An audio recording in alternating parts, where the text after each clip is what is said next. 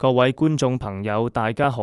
歡迎嚟到奇聞百態，我係你哋最鬼馬、最鍾意同大家分享全港奇人奇事嘅主播阿峰，呢度專門同大家搜羅最貼地、最震撼、最令人意想不到嘅社會熱話。如果你諗住喺平淡嘅生活入面揾到啲刺激同埋共鳴，咁你今次真係咁啱入嚟啦！快啲拎定張凳仔，聽阿峰同你吹下水。今日阿峰喺網上面揾到單新聞，真係睇到我眼濕濕之餘，心入面又充滿住無限嘅感嘆。呢件事喺社交平台上面瘋傳，直擊咗近年香港最熱門，亦都最沉重嘅話題——移民潮。報道入面講述一宗發生喺舊式公屋單位嘅真實故事。有一位裝修師傅，平時好有愛心，經常幫一啲基層或者弱勢社群做家居細型工程。一日，佢接獲通知，去到一個好破舊嘅公屋單位，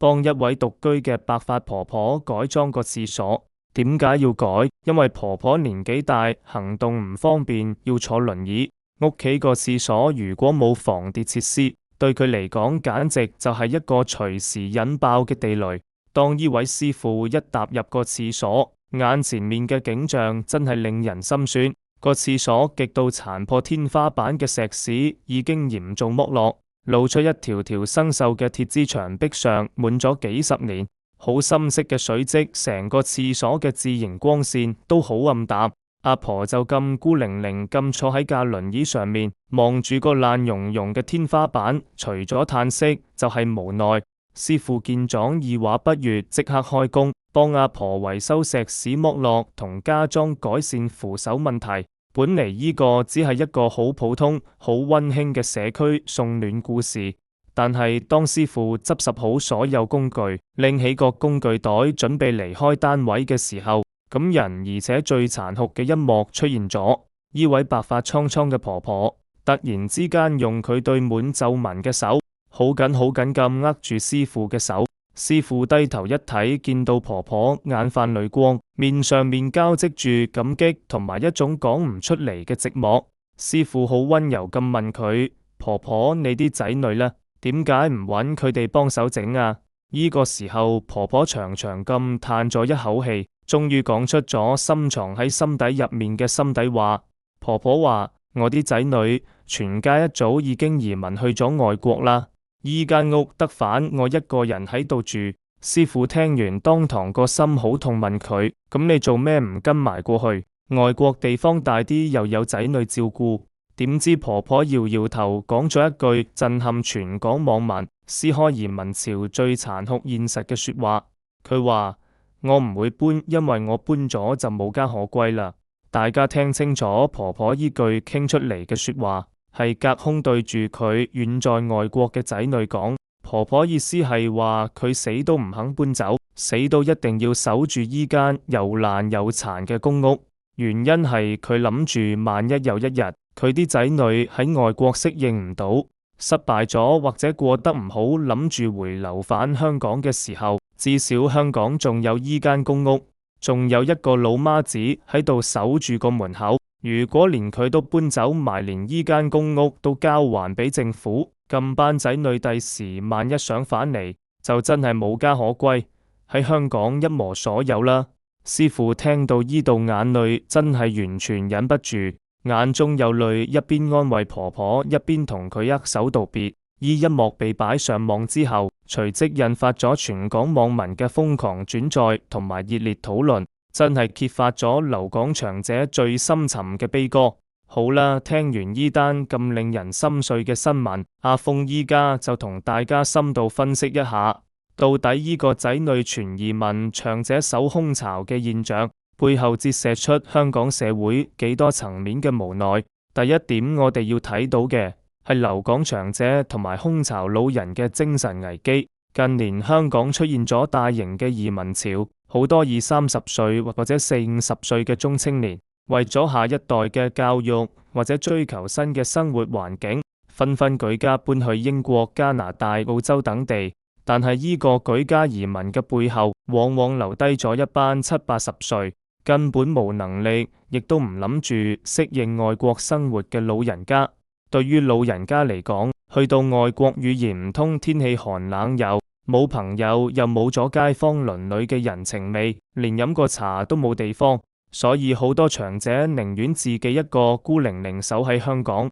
仔女走嘅時候，可能覺得我過到去安頓好再接你過嚟，但現實係1年過去2年過去，老人家喺香港嘅身體每況愈下，最後就變成咗新聞入面依位坐輪椅望住石屎剝落嘅天花板嘆氣嘅獨居長者。第二點，分析一下傳統父母那種毫無保留甚至帶點自虐式嘅偉大父愛同母愛。大家諗下，婆婆一個人在香港面對殘破不堪嘅洗手間，隨時有跌倒癱瘓嘅風險，生活質量低到無可再低。如果佢肯搬去同仔女住或者接受其他安排，生活可能唔使咁淒涼。但係佢個腦袋入面由始至終諗嘅都唔係自己嘅安全，而係繼續為仔女做避風港。我唔會搬，因為我哋搬咗你就無家可歸啦。依句話嘅本質係一種極致嘅自我犧牲。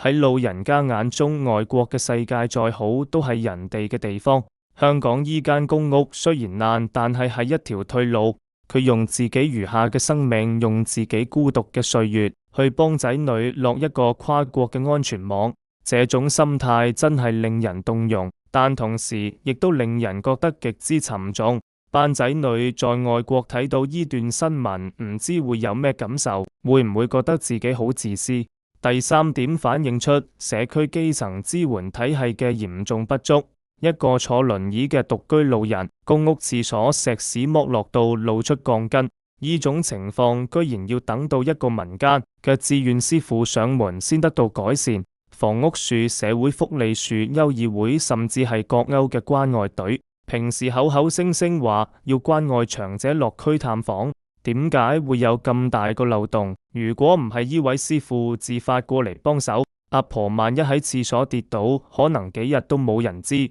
香港邁向超高齡化社會，但係我哋嘅社區保護網顯然係千瘡百孔。大眾平時淨係關注移民數據、樓市升跌，但邊個去關心過依班被時代洪流遺忘喺公屋走廊盡頭嘅留港長者？總結依單新聞，阿峰覺得核心嘅真相真係非常之殘酷。移民潮最偉大亦最自私嘅地方，就係用咗留港長者嘅孤獨去換取下一代喺外國嘅自由。好多人以為一張單程機票就代表新生活嘅開始，但佢哋忘記咗喺幾千公里外嘅香港，仲有一個老人家喺度幫佢哋死守住個重生地點。面子金錢喺呢種無私嘅親情面前，通通都變得微不足道。阿峰希望呢條片可以提醒所有已經移民或者準備移民嘅朋友，追求自己夢想嘅同時，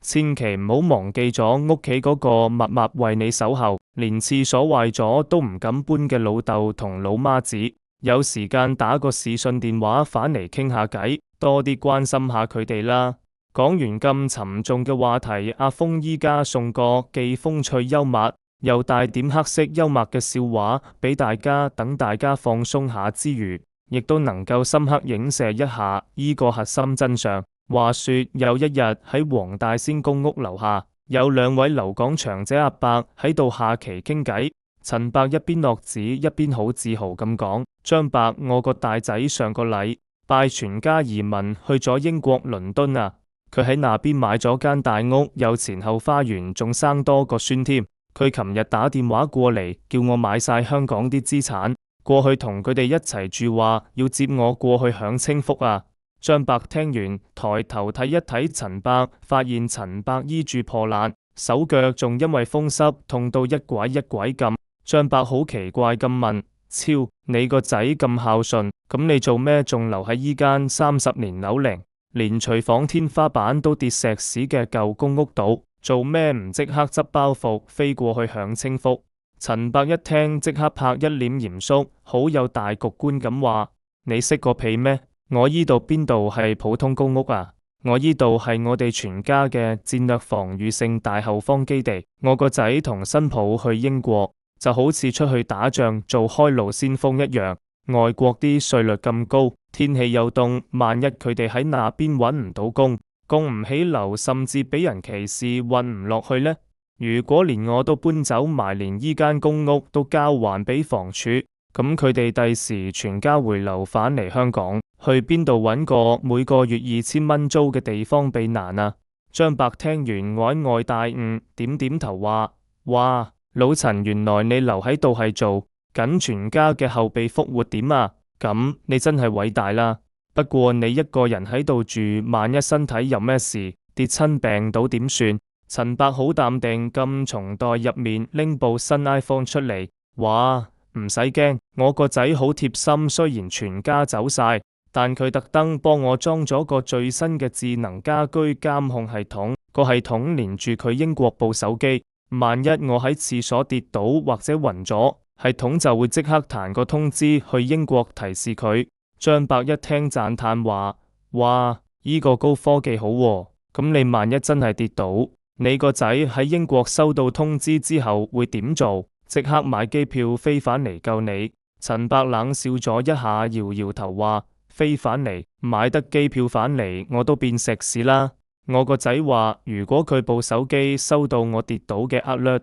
佢就會喺倫敦個大花園度即刻面向東方遙望香港，幫我默默祈禱3分鐘。如果3分鐘之後我仲未起得反身，佢就會上網幫我叫個香港嘅 Uber 送我去醫院，仲會順便幫我喺香港討論區出個貼文，睇下有冇邊個好心嘅裝修師傅可以過嚟幫我整一整洗手間天花石屎剝落問題。呢個笑話雖然聽落搞笑，但背後真係充滿住無數樓講長者嘅真實寫照同無奈。好多人以為自己喺外國遙距操控，打個電話裝個 camera 就叫做盡咗孝道，但其實老人家真正需要嘅，從來都唔係高科技嘅監控，而係實實在在嘅陪伴同擁抱。如果大家都覺得今次呢個話題夠爆嘅話，記得幫主播阿峰俾個 like 同埋留言討論一下，仲有要將